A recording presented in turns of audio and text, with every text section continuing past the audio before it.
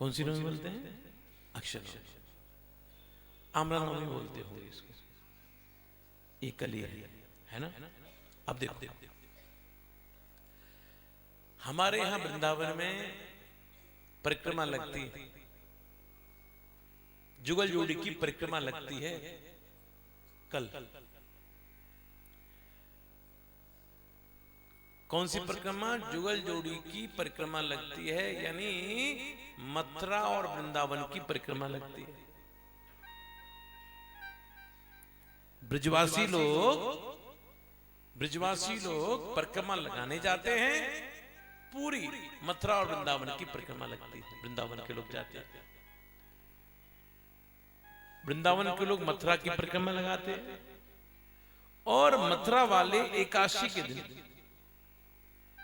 के दिन मथुरा से वृंदावन की परिक्रमा लगाने के लिए आते हैं। तब वो परिक्रमा पूरी होती है, बड़ी भारी भीड़ होती है, महाराज बड़ी भारी भीड़ होती है। कल जो भी काम किया जाए, चाहे वो भजन हो, चाहे वो नाम संकीर्तन हो, चाहे वो कुछ दान पुण्य हो, उसका फल अक्षय मिलता है, क्योंकि उसका नाम ही अक्षय नवमी है। अक्षय नवमी। दूसरे श्लोक में शुकदेव जी की वंदना है।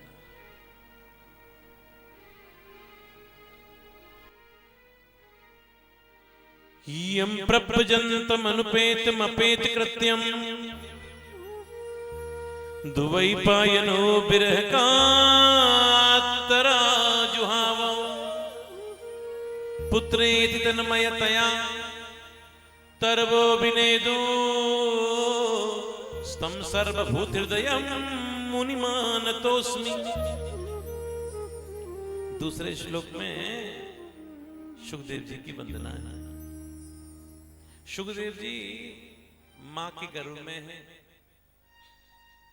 निकल कर नहीं आ रहे।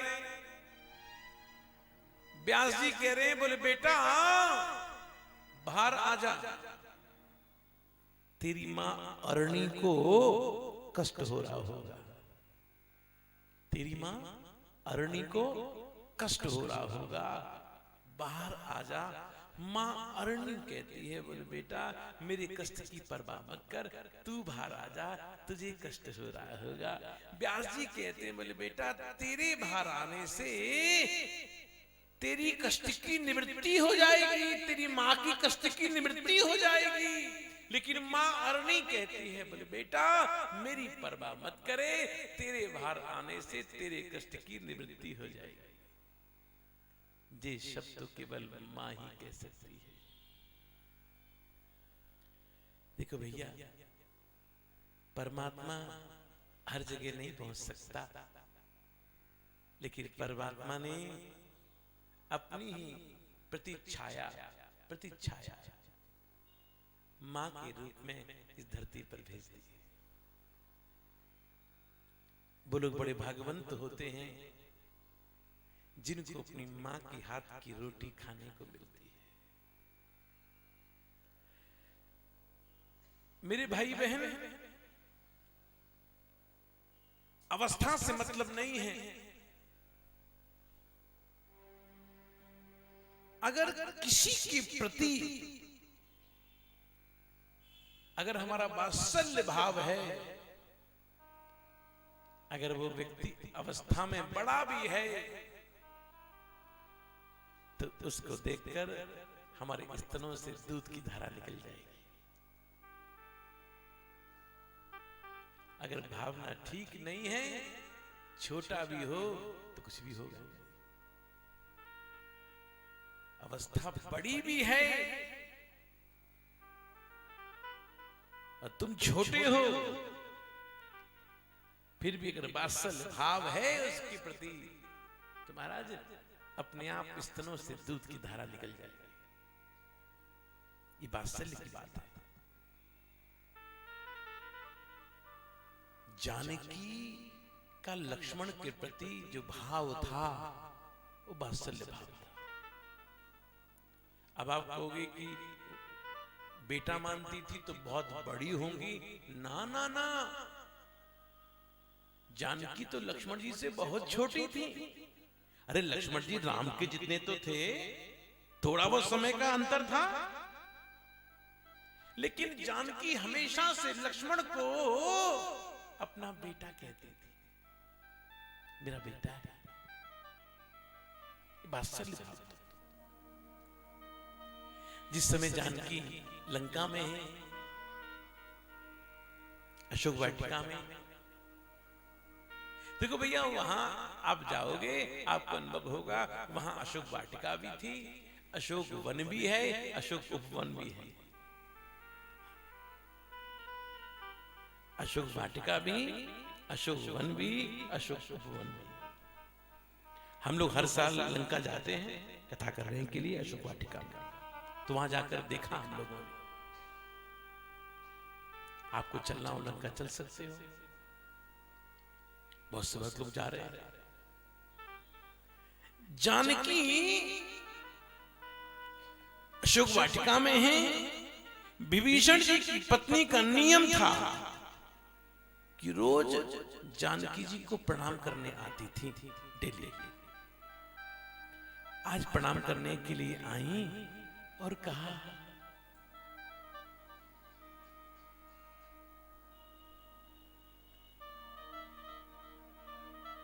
आज प्रणाम करने के लिए आई,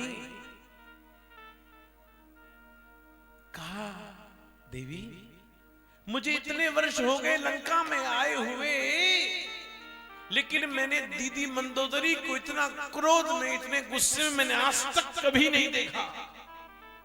बहुत गुस्से में है और गुस्से में इधर ही चली आ रही है।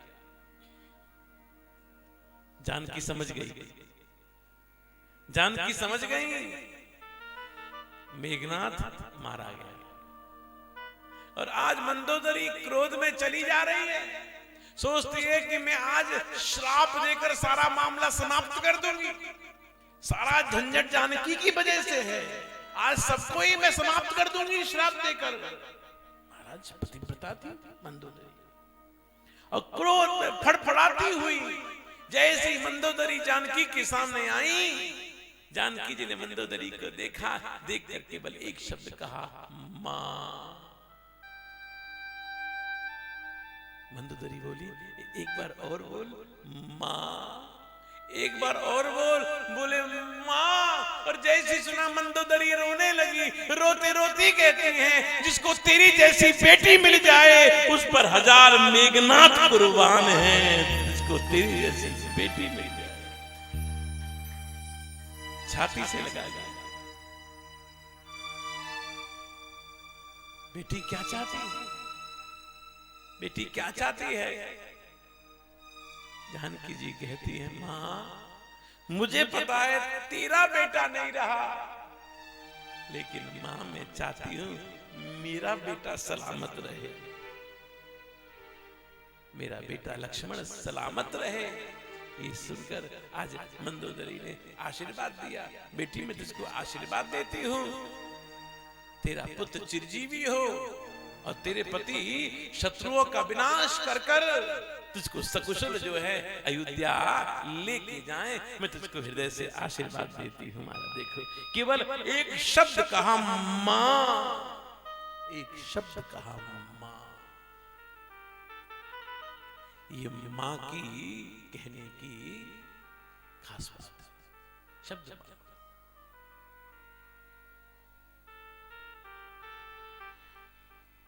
मां ही कह सकती है, मां ही कह सकती है।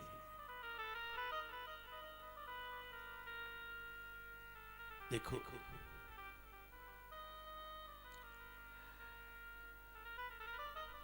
मां अरणी कहती है,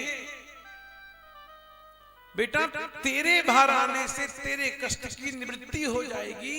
सुखदेव जी 12 वर्षों से मां के गर्भ में है, निकल कर नहीं आ रहे हैं। सुखदेव जी ने कहा, पिताजी बाहर आऊंगा ना, प्रभु की माया मुझको पकड़ लेगी। व्यास जी ने कहा, क्या मलमूत्र के ढेर में पड़े हो, गंदगी में पड़े हो।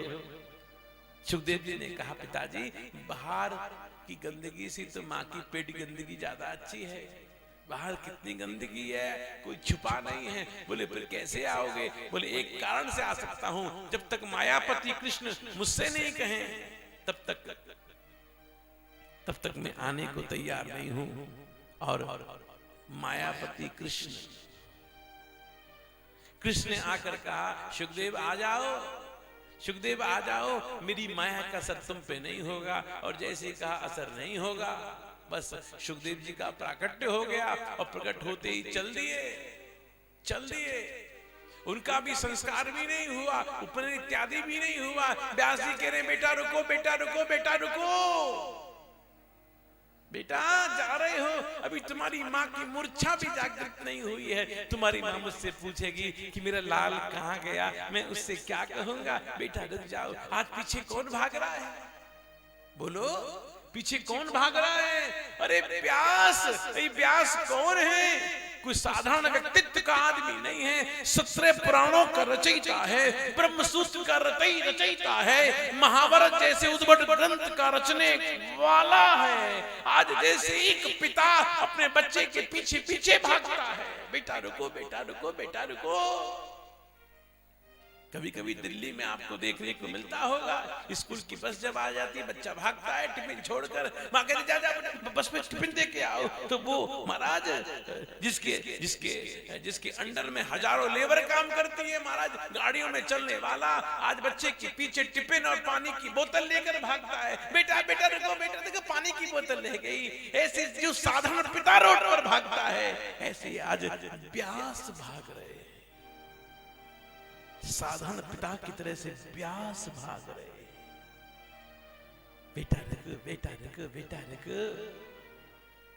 मानो वृक्षों से आवाज आई, अरे व्यास जी कुछ तो सीखो हमसे, व्यास जी कुछ तो सीखो हमसे। अरे हम फल अपने लिए नहीं खाते, हम लोगों के लिए गिरा देते हैं, गिरा देते हैं।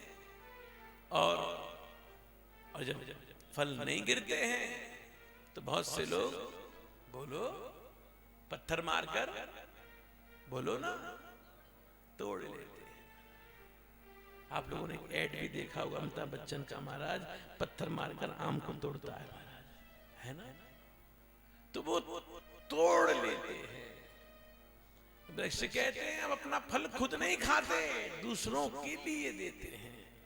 ऐसे ही व्यास जी अपने पुत्र को मत रोको, इसका जन्म दूसरों की भलाई के लिए हुआ है, ये सबके हृदय में रहने वाला है।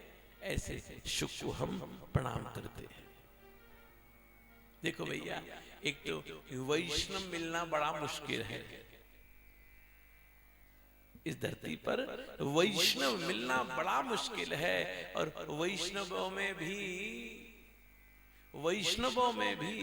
कोई वियोगी वैष्णव हो, आहा, और वियोगी वैष्णव संसार में खड़े होकर एक बार हा कृष्ण कह दे, पूरा संसार, पूरा संसार कृष्णमय हो जाएगा। इसको मत रोको, इसको जाने दो, जो सबके हृदय में रहता है। ऐसे कृष्ण को हम लोग, शुक को हम लोग प्रणाम करते हैं।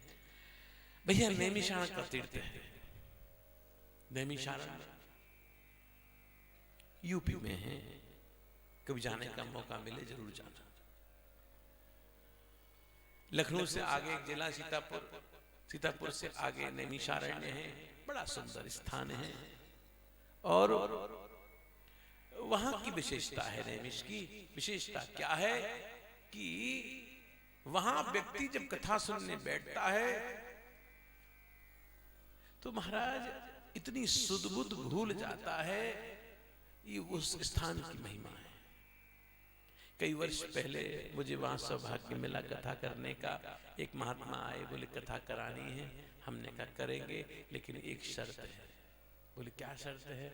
मैंने कि भैया जैसे महात्मा लोग कथा कहते थे पुराने जमाने में, वैसी हम कथा। बोले कैसी कथा? बोले मैंने भैया मिट्टी का ही मंच हो, सब लोग मिट्टी में और पेड़ के नीचे बैठे, कोई आडंबर नहीं हो, कोई प्रपंच नहीं हो, तब कथा सुनने का आनंद हो। तो भैया चलो, ऐसे ही एक मिट्टी को ढेर करके उसका मंच बना दिया गया। कोई चद्दर नहीं, कोई कुछ नहीं भैया, सब मट्टी में बैठेंगे। और ऐसे ही महाराज कथा चालू हुई। फागुन का महीना था, तो कहा महाराज बरसात में नहीं होगी, देखी जाएगी। 4 दिन तक कुछ नहीं हुआ। और 5वें दिन महाराज, जैसे आज नीलोफर का खतरा भी मंडरा रहा है ना दिल्ली में, ऐसे ही महाराज कोई खतरा होगा, वहां भयंकर बरसात हो गई महाराज। जैसे ही भयंकर बरसात हुई, आप यकीन मानना ये सब तो भाग गए संगीत वाले। किसी का बाजा खराब हो जाए, किसी कुछ खराब हो जाएगा। जितने लोग बैठे थे वहां पर, हजारों की संख्या में लोग बैठे थे। मैं दृश्य आज भी याद करता हूँ, रोंगटे खड़े हो जाते हैं। सब लोग इतने इतने पानी में हो गए थे, इतने इतने पानी में हो गए थे, लेकिन लोग उठे नहीं। कथा सुनती चलती रही। अब 5-6 वर्ष पहले तो अभी कानपुर में मैं कथा कह रहा था, वो कथा तो आस्था पर लाइव आ रही थी महाराज। गीतानगर पार्क से महाराज, पार्क महाराज लबालब भरा हुआ था, लोग कीचड़ में बैठे हुए थे महाराज। मैंने पहली बार देखा कानपुर की जनता कीचड़ में लोग बैठकर कथा सुन रहे थे महाराज। माताओं ने अपने कपड़े ऊपर तक कर रखे थे, कीचड़ में बैठी हुई थी, कीचड़ में महाराज। मजाल है कोई उठ जाए। समापन का दिन वैसे था महाराज, इतना इतना पानी भरा था पूरे फील्ड में। भैया जो कथा के प्रेमी होते हैं वो उस स्थान की महिमा है पहुंच जाते हैं। ये नैमिष की महिमा है। और नैमिष की विशेषता जानते हो क्या है? नैमिष की विशेषता क्या है कि उस नैमिष की भूमि को सबसे पहले श्री राम की कथा सुनने का सौभाग्य प्राप्त हुआ था उस भूमि को महाराज। आपको किसने सुनाया था? महर्षि वाल्मीकि ने जो है सबसे पहले राम कथा लवकुश को वहीं सुनाई थी, नैमिष की इस पावन क्षेत्र में। तो भैया नैमिषारण्य का तीर्थ है। और सौनक ऋषि हैं जिनमें सूत जी आज कथा सुनाने के लिए आए। सूत जी का सबने सम्मान किया, उनको बैठने के लिए आसन दिया और सब लोग नीचे बैठे। देखो हजारों 88,000 ऋषि थे। उन 88,000 ऋषियों में से ऐसे बहुत से महात्मा होंगे जो सूत से ज्यादा विद्वान होंगे, लेकिन फिर भी सूत के नीचे बैठे हैं। क्यों? एक ही कारण है, सूत जी का विशेषण भागवत में उन्हीं का केवल आता है। सूत जी कौन है? सूत जी महामती हैं। व्यास जी कहते हैं सूत जी कैसे हैं? बोले महामती हैं। महामती माने भगवान का एक नाम महान है, ठाकुर का एक नाम महान है। तो सूत जी ने अपनी मति को भगवान में लगा रखा था, बस ये उनकी विशेषता है।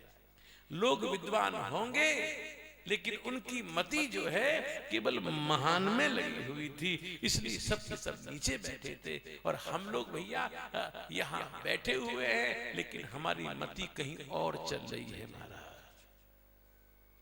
मति हमारी कहीं और चल रही है। शरीर से यहाँ बैठे हैं और दिमाग महाराज लोहे की मंडी में घूम रहा है। बोलो राधे राधे। आज का दिन तो निकल गया, चलो कल शनिवार है, परसों संडे है, तो कोई बात नहीं, मंडे को तो जाना ही पड़ेगा एक बार तो महाराज, नहीं तो सब खेल बिगड़ जाएगा। बहुत से लोग केवल चिंतन कर रहे हैं, शरीर यहाँ है, मन संसार में लगा हुआ है, महामती है। लेकिन सूत जी महामती हैं, उन्होंने अपनी मति को केवल परमात्मा में लगा रखा है। भैया मैं एक बात कहता हूं, कथा सुनने जाओ। देखो भैया कथा विद्वत्ता से कथा नहीं कही जा सकती। कोई बहुत ज्ञानी हो, उसको अपने ज्ञान का अभिमान हो, भैया कथा नहीं कह सकता। मैं वृथा बहुत साल पहले वृंदावन में अपने आश्रम में कथा कह रहा था। एक सज्जन आए, बोले ब्रजवासी हो? मैंने भैया मैं तो मूर्ख ब्रजवासी हूं। मूर्ख ब्रजवासी हैं भैया। हमने कहा हमको कथा कहना नहीं आता, लेकिन भैया अगर तुम बात करते हो कथा की तो कम से कम एक कथा कहकर ठाकुर के लिए आंख से आंसू निकाल के तो दिखा देना। भैया विद्वत्ता से कथा नहीं हो सकती। विद्वान हो भैया, घर बैठो ना, उनसे ठाकुर रीझते हैं। विद्वानों को तो भैया ठाकुर भी प्रणाम करते हैं दूर से, महाराज वो भी प्रणाम करते हैं। ठाकुर की कथा भैया कौन कह सकता है? ठाकुर की कथा तो भैया ठाकुर ही कह सकते हैं। सुनने वाले कौन हैं? बोले ठाकुर ही कथा सुन रहे हैं महाराज, ठाकुर ही कथा कह रहे हैं और ठाकुर ही कथा सुन रहे हैं। आप कहोगे महाराज इसका प्रमाण क्या है? इसका प्रमाण हमारा जजमान परिवार है। बहुत चेष्टा की जजमान परिवार ने भैया इस कथा को नीचे कराएं हॉल में। बढ़िया हॉल है, एयर कंडीशन है, ये है वो है महाराज। डेट की समस्या हम पे भी थी, यहाँ पर भी थी, वो भी कोई समस्या नहीं थी। समस्या का समाधान हो भी जाता, लेकिन कथा नीचे भी हो सकती थी। लेकिन पहली बार मैं इस मंदिर में आ रहा हूं, तो अगर मैं कथा नीचे कहता तो ठाकुर का अपराध हो जाता। और इस बात का अनुभव मुझे अब हो रहा है। ये मैं कथा आपको नहीं सुना रहा हूं, मुझको तो ठाकुर ने अपनी कथा सुनने के लिए बुला रखा है महाराज। इसलिए जब कभी हुआ तो नीचे भी हो जाएगी, कोई फर्क नहीं पड़ता। यहाँ तो ठाकुर सन्निधि में, क्योंकि भागवत की कथा को सुनने का अगर किसी को चस्का आता है तो ठाकुर बड़े प्रेम से कथा सुनते हैं भागवत की। देखो भगवान को कभी अपनी कथा अच्छी नहीं लगती, नोट कर लेना। भगवान को हमेशा अपने भक्तों की कथा अच्छी लगती है। आप लोग कभी जयपुर गए हो? जयपुर में राधा गोविंद का मंदिर है, नहीं गए हो दर्शन करना? वहां नित्य कथा होती है आज भी। जब मैं जयपुर जाता हूं तो एक समय की हाजिरी मेरी वहां लगती है, और जहां 2-3 दिन का गैप हुआ तुम्हारा चेष्टा होती है गोविंद को कथा सुनाओ।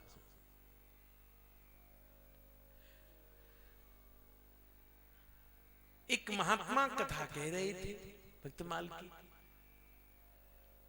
और कथा कहने के बाद कथा का विश्राम हो गया। अगले दिन कथा फिर चालू हुई।